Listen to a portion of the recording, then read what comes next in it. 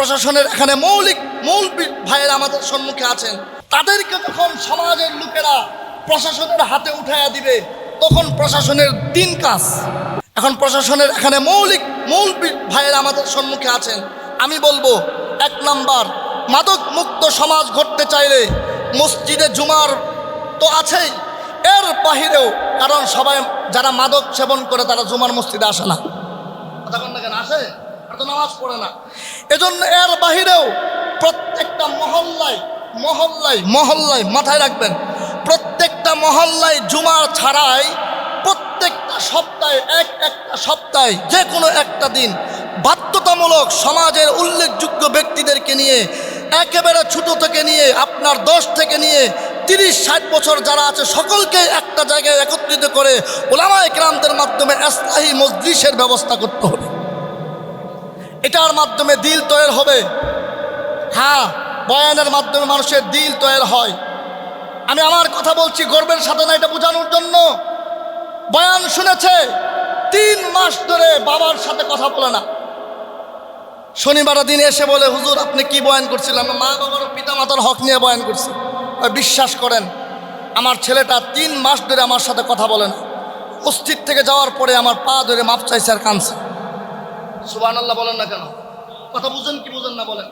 এজন্য দিল তৈরি করতে চান, উলামায়ে কেরামদের মাধ্যমে কোরআন সুন্নাহর নসিহত শোনানোর কোনো বিকল্প নাই। কথা কোন ঠিক না বেঠিক? 1 নাম্বার।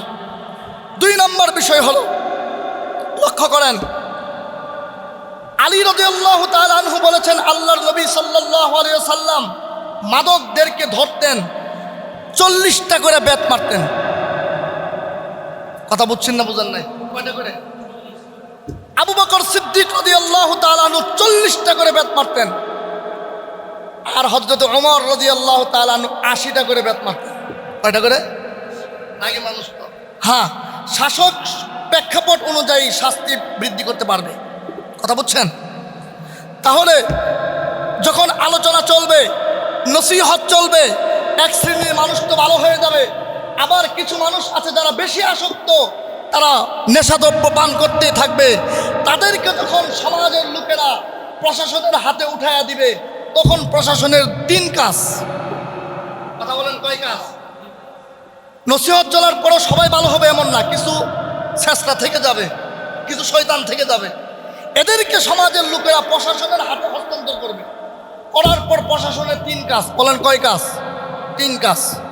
1 নাম্বার কাজ, রাসূলুল্লাহ সাল্লাল্লাহু আলাইহি সাল্লাম যা করেছেন তা করা, সর্বনিম্ন 40টা বেতাঘাত করা। কথা কোন ঠিক না বেঠিক?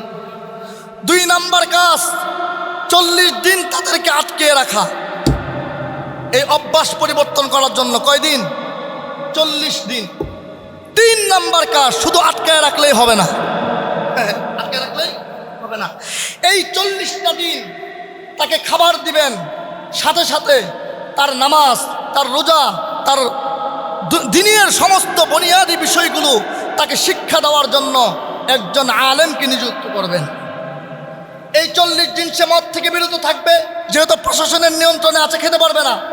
পাশাপাশি যখন এখন এমতো অবস্থায় সে একজন আলেমের জবান থেকে কোরআন সুন্নাহর আলোচনা শুনতে থাকবে, 40টা দিনে তার অভ্যাসও চলে যাবে, দিল তৈরি হয়ে যাবে, রবের ভালোবাসা দিলে ঢুকবে, জান্নাতের ভালোবাসা দিলে ঢুকবে, জাহান্নামের ভয় দিলে ঢুকবে, কিয়ামতের বিভীষিকাময় ভয় দিলে ঢুকবে। দেখবেন 40 দিন পরে বের হয়ে আগে মসজিদে এসে ইমাম সাহেবের সাথে মুসাফা। কথা বলেন ঠিক না বেঠিক?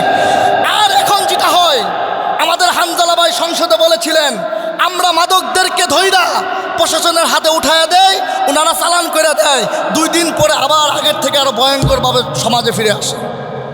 ঠিক না বেঠিক? আগে যদি একটু ভয় পাইতো, এখন আইসা বলে দেখে আইছি।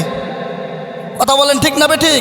এজন্য সবসময় আমি বলি, সমাজ সংস্কার করতে গেলে উলামায়ে কেরামদের প্রেসক্রিপশনের কোনো বিকল্প নাই। কথা ঠিক না বেঠিক? এই যে সংক্ষিপ্ত কথা আমি আপনাদের খেদমতে পেশ করলাম, আমি আপনাদের কাছে আশাবাদী আমার কথাটা আপনারা বুঝতে পেরেছেন। আল্লাহ সুবহানাহু ওয়া তাআলা আমার এই সংক্ষিপ্ত কথাগুলো বুঝার এবং আমল করার সব ভাইকে তৌফিক দান করুক। বলি আল্লাহুম্মা আমিন। ওয়া আখিরু দাওয়ানা আলহামদুলিল্লাহি রাব্বিল আলামিন।